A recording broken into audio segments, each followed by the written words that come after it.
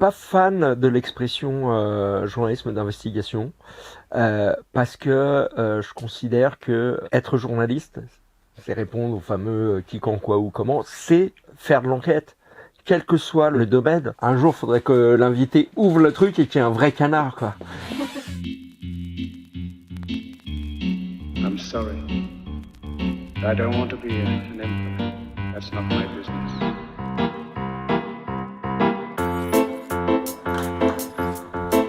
Bonjour.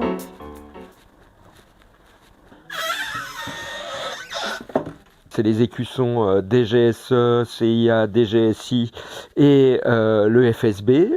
Donc voilà, ça c'est forcément par rapport à mon activité depuis 10 ans où je travaille sur le terrorisme, mais aussi sur les services de renseignement. Donc les renseignements français, les Américains et les Russes. C'est compliqué, bien sûr, parce qu'on est dans le secret. Et en même temps, on fait la même chose que si on bossait dans n'importe quelle rubrique d'un journal. C'est les mêmes relations aux sources. C'est-à-dire que les sources vont vous parler parce qu'ils ont un intérêt à agir. Peut-être la petite différence que je vois, c'est qu'il y a un petit côté un peu élitiste. C'est-à-dire qu'on est un petit nombre à travailler dessus. Quand on parle le même langage, ça vous amène des infos. Et c'est encore plus vrai sur les services secrets. On peut rencontrer des fois des patrons de services de renseignement de manière totalement assumée. Et puis il y a les sources qui sont bien sûr les meilleures, qui sont là celles qu'on se fait plus discrètement. Des fois ça a amené à faire des choses un peu comme dans des scènes de films où vous retrouvez, vous laissez votre téléphone chez vous. Par exemple, il y avait une source, on se voyait dans des cafés au petit matin. Je n'ai jamais eu son numéro de téléphone et à l'époque j'avais même pas son identité complète. Ça complexifie le travail un petit peu et en même temps ça amplifie le plaisir. Ah, la Provence, c'est mon premier CDD en sortie d'école. Donc moi j'avais fait le QEG, l'école de Strasbourg, et j'atterris à la Provence et j'atterris au secrétariat de rédaction. Donc le secrétariat de rédaction, c'est l'endroit où on monte les pages.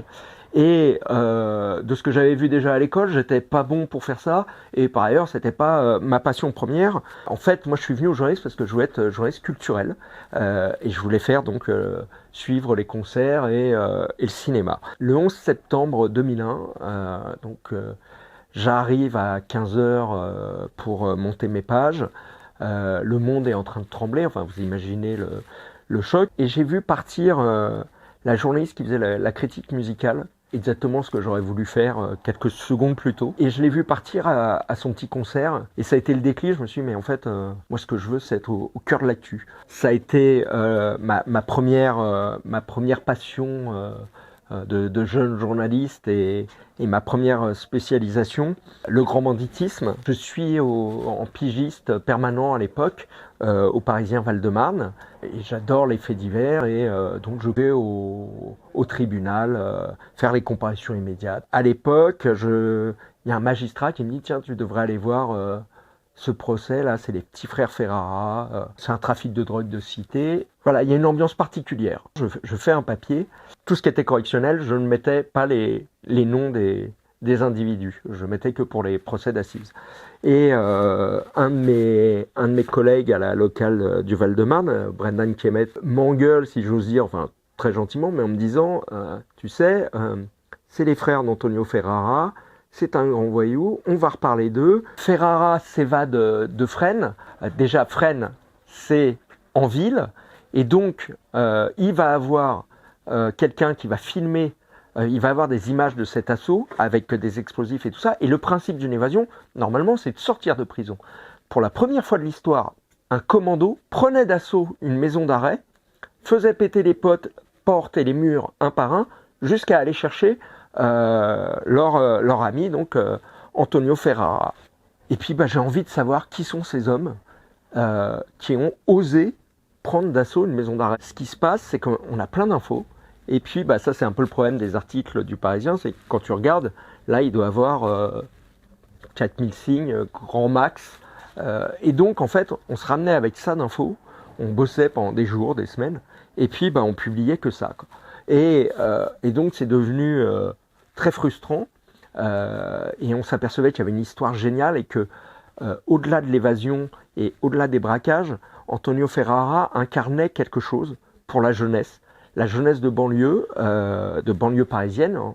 Au-delà des pampans et des braquages et des évasions, il y avait quelque chose que ça disait de notre société.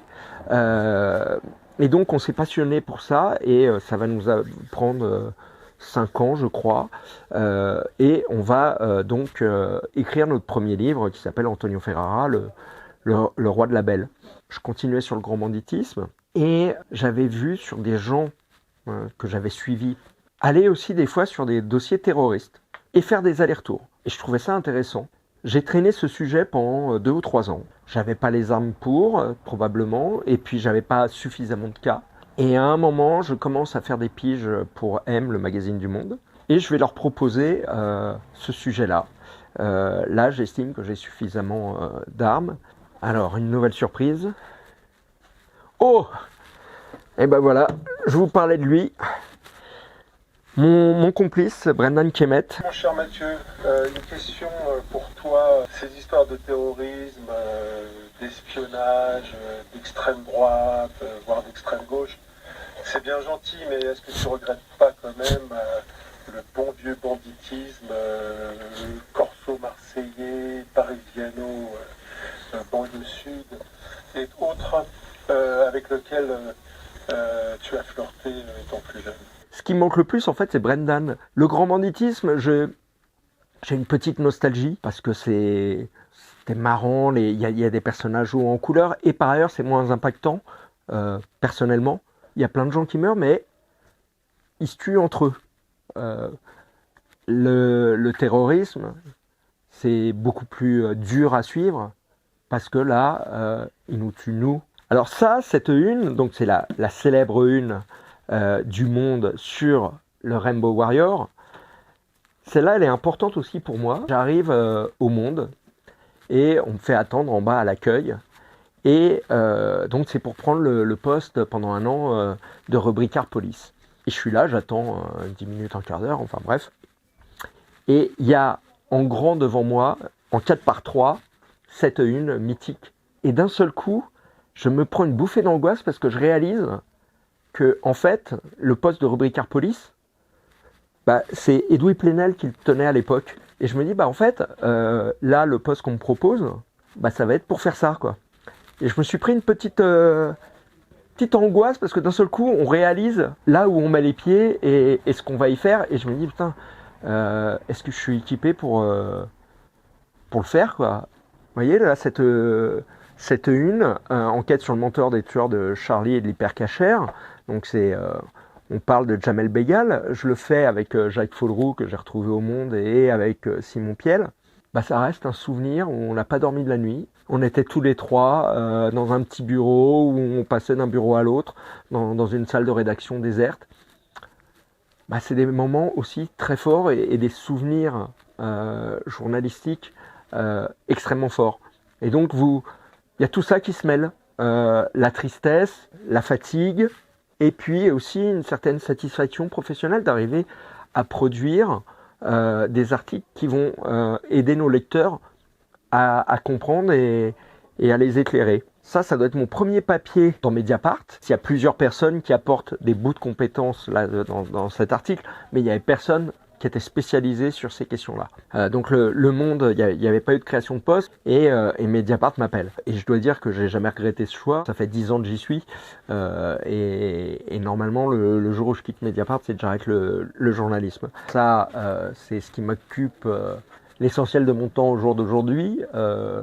Les Russes et l'espionnage et notamment les ingérences et comment ils essayent de fausser nos opinions. C'est une nouvelle étape et un nouveau plaisir et une nouvelle façon d'apprendre des choses et de s'enrichir. Comme je ne suis pas le plus grand sportif de la Terre et qu'il faudrait que je m'y remette sérieusement, je vais prendre un canard qui, elle, fait du sport. Enfin, en tout cas, ça y ressemble. Je suis pas fan de l'expression journalisme d'investigation parce que je considère que être journaliste, c'est répondre au fameux qui, quand, quoi, où, comment, c'est faire de l'enquête, quel que soit le domaine. Et j'ai fait de l'enquête sur, on va dire, des grands sujets, le terrorisme, l'espionnage, des enjeux géopolitiques, mais j'en ai fait aussi quand j'étais en local. Je suis journaliste au pôle enquête de Mediapart, certes, donc ce qui fait que j'ai pas forcément les mêmes contraintes que mes petits camarades qui vont suivre la politique au quotidien, la société au quotidien. Moi, j'ai un peu plus de temps, mais sinon, on fait le même travail. Et par ailleurs, Mediapart en est l'exemple même, c'est-à-dire que vous regardez les grands scoops de Mediapart, il y en a certes plein qui sont sortis par le pôle enquête de Mediapart, mais il y en a plein d'autres qui ont été sortis par d'autres journalistes, d'autres rubriques de Mediapart. Sinon, c'est vrai que moi, je voulais commencer ma carrière en local. Alors bien sûr, hein, si on m'avait proposé un stage ou un CDD à l'IB ou au Monde, j'aurais pas dit non. Mais ça me semblait important de découvrir les bases du métier. Quand vous êtes dans des grands journaux, sortir une info, c'est facile, même vous triez, vous en avez trop presque. Quand vous êtes en local, notamment pendant les périodes d'été, bah là c'est l'inverse. Là, c'est qu'il faut aller trouver une information qui soit suffisamment intéressante pour votre lecteur. Donc, vous allez être obligé de vous démener. Et par ailleurs, en termes de sources, vous allez rencontrer des gens qui sont donc dans votre périmètre et qui vont monter. Vous allez connaître des politiques qui sont juste, entre guillemets, maires ou députés, et puis peut-être que quelques années après, ils vont devenir ministres. Alors moi, j'en ai eu une comme ça. C'était Valérie Pécresse. Elle était députée sur une des circos que je devais couvrir. Je pense que quand elle est nommée ministre, je dois être le premier journaliste qu'elle a au téléphone. Et j'ai pleuré parce que elle a été nommée à l'enseignement supérieur, ce qui m'intéressait absolument pas. Alors que j'ai appris qu'elle avait été en course pour être ministre de la Justice à ce moment-là. Vu les sujets sur lesquels je travaillais à l'époque, m'aurait beaucoup plus intéressé d'avoir un accès un peu direct à une ministre. Et depuis, je l'ai complètement perdu de vue. Mais voilà, vous découvrez des gens et vous apprenez aussi à entretenir un réseau. Une des meilleures sources que j'ai jamais eues dans les services de renseignement, il m'apportait des choses géniales. Et je me disais, mais si tu prends pas assez de mesures de sécurité, si à un moment t'écris quelque chose qui permet, qui le met en danger, qui l'identifie, vraiment j'avais peur pour lui. Et le jour où j'ai appris qu'il était parti en retraite, j'ai été très partagé. C'est qu'à la fois j'ai un peu pleuré en me disant mince, j'ai pu bénéficier de ces super infos, et en même temps j'avais un soulagement, c'est que je me suis dit c'est bon, il a suivi le cours de sa carrière normale et je l'ai pas mis en danger. À Mediapart, c'est vrai que nos informations sont souvent reprises, mais on est aussi souvent critiqué, à mon sens pour de très mauvaises raisons, et d'ailleurs ça fait longtemps qu'on ne s'est pas pris une polémique. Ça m'étonne un peu, c'est limite inquiétant, c'est un signe qu'on s'embourgeoise. Après, est-ce que pour nous c'est difficile de travailler? Non, moi je considère que c'est plus facile de travailler à Mediapart qu'ailleurs. Pourquoi? Parce que on est porté par le succès économique de Mediapart. On rend public chaque année nos chiffres, on est à plus de 250 000 abonnés, on est le 3e média écrit de France, en termes d'abonnés. Il y a Le Monde et le Figaro devant nous, et après c'est nous, mais nous on a beaucoup moins de frais qu'eux parce qu'on n'imprime pas de papier, on n'a pas de frais de distribution. On gagne de l'argent depuis très longtemps, donc on a un confort qui se répercute aussi sur notre façon de travailler. On est tellement inondé par les informations, il faut arriver à se distinguer, pas pour se distinguer, mais pour apporter autre chose aux lecteurs ou téléspectateurs. Et ça, on va le faire en faisant du terrain ou de l'enquête, ou mieux, les deux à la fois. Ça prend du temps. Ces conditions matérielles, entre le succès économique qui fait qu'on n'est pas pressé, la forme de Mediapart, et puis l'expérience de mes supérieurs ou de mes homologues, fait que je trouve, ça serait limite scandaleux si j'arrivais pas à sortir d'infos. On a des conditions, on est privilégié.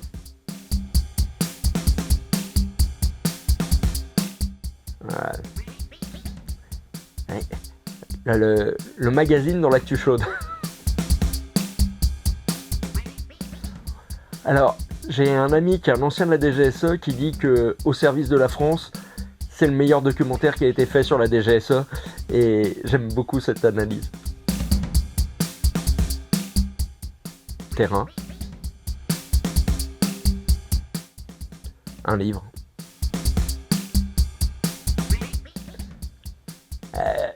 Les deux. En fait, bien avant le Covid, je télétravaillais énormément parce que je suis un peu un psychopathe quand j'écris. J'ai ma musique, il faut que j'ai mes bouquins, mes trucs, mes notes. Je veux pas de perturbations. Mais la vie de rédaction est importante et ça me sert de base arrière aussi souvent pour mes rendez-vous. Et puis il y a une telle ambiance à Mediapart que j'y suis bien. Mais voilà, je suis beaucoup en télétravail. Allez, DGSE. Alors, le récit est arrivé dans mes manières de faire du journalisme de deux façons et deux temps distincts. Donc déjà, il y a eu le temps aux Parisiens où j'avais cette frustration par rapport à l'enquête qui était dingue sur Ferrara et nous, tout ce qu'on arrivait à rapporter avec Brennan, et j'avais envie d'écrire. Étant un grand fan de romans noirs, de polars, je trouvais que le fait divers, et notamment là, le grand banditisme, ça se prêtait bien pour faire ça. Et par ailleurs, je me suis aperçu que sur mes sujets qui étaient un peu durs, parler de terrorisme, parler de djihad, c'est pas gai, c'est terrible, et bah, avec la forme du récit, ça me permet de prendre par la main le lecteur et de l'emmener sur des choses qui peuvent être très compliquées, parce que l'idée c'est aussi de leur apporter des choses qui ne soient pas caricaturales et rentrer dans le détail et tout ça, et qui soient très dures, mais avec le récit, avec un peu de suspense, avec des personnages incarnés, on peut amener le lecteur à lire des choses qui sont terribles. Et dernière précision sur mon traitement sur le terrorisme, c'est par rapport aux attentats. J'ai toujours veillé à reconstituer les attentats dans une forme récit, ce qui est extrêmement dur, parce que là, on est quand même sur la douleur humaine absolue. La moindre virgule mal placée peut être très mal vécue par les survivants ou et les familles des victimes. Mais ça me semble important parce que j'ai cette obsession, vous savez, cette phrase qu'on prête à Staline, je ne sais pas s'il l'a vraiment dite, c'est un mort c'est une tragédie, 100 000 c'est une statistique. Bah, faut faire mentir cette phrase. Enfin, les attentats, faut remontrer ce que c'est. J'ai toujours veillé à les reproduire pour montrer aussi ce que c'est que cette horreur-là. Et non, ce n'est pas 132 morts, ce n'est pas 17 morts, c'est Monsieur Untel qu'on a assassiné alors qu'il était désarmé et qu'il n'avait pas moyen de se défendre.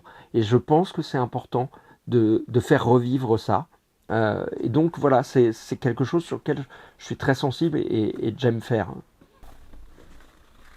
C'est le canard confit.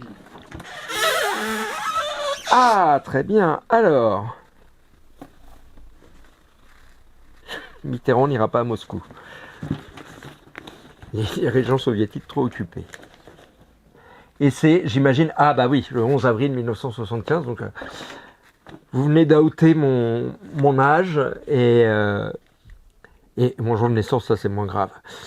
Très bien, merci. Comme quoi j'étais prédestiné pour bosser sur la Russie quand même. Premier titre que je vois, c'est Moscou.